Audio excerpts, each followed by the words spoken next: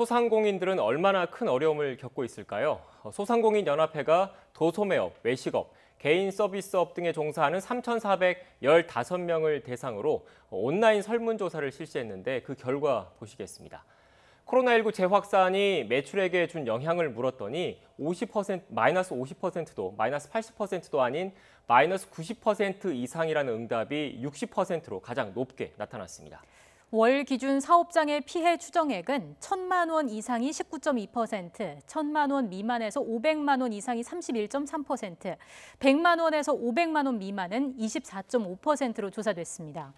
이렇게 어렵다 보니 올해 1분기와 2분기 사이 서울에서만 상가 2만 1,000여 곳이 문을 닫은 것으로 파악됐습니다. 가장 큰 타격을 입은 건 요식업이었습니다.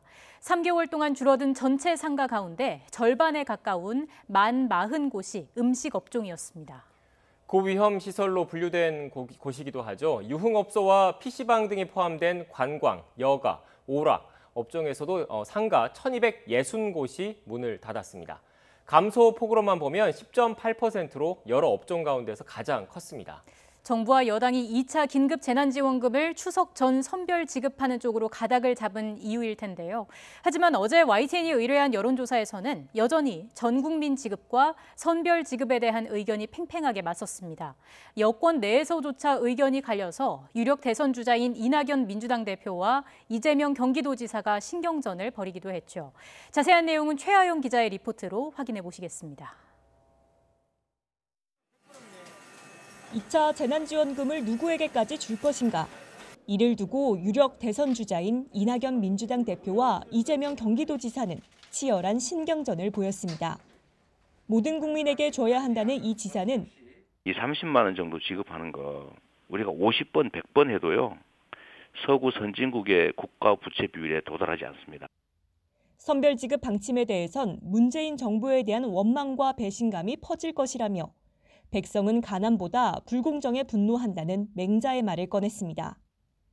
이후 당과 정부, 청와대가 선별 지급을 공식화하자 이를 따르겠다면서도 끝내 우려는 굽히지 않았습니다. 이 지사의 말을 의식한 듯 이낙연 대표는 첫 국회 연설에서 더 큰 어려움을 돕는 게 공정이라고 강조했습니다. 고통을 더 크게 겪으시는 국민을 먼저 도와드려야 합니다. 그것이 연대이고 공정을 실현하는 길이라고 생각합니다. 이런 두 잠룡의 대결은 당내 지지층 사이 공방으로 이어지며 대권 경쟁 전초전 양상으로 번졌습니다. 결국 내홍을 우려한 듯 문재인 대통령은 불가피함을 언급하며 직접 중재에 나서는 모습까지 보여줬습니다.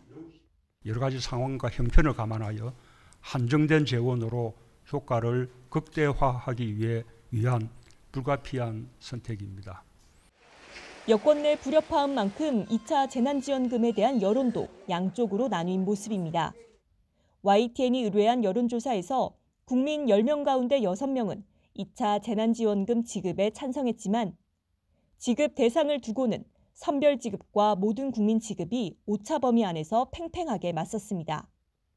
이처럼 엇갈린 여론 속에 선별적 지급이 얼마나 공정하게 이뤄지느냐가 2차 재난지원금의 성패를 좌우할 것으로 보입니다. YTN 최하영입니다.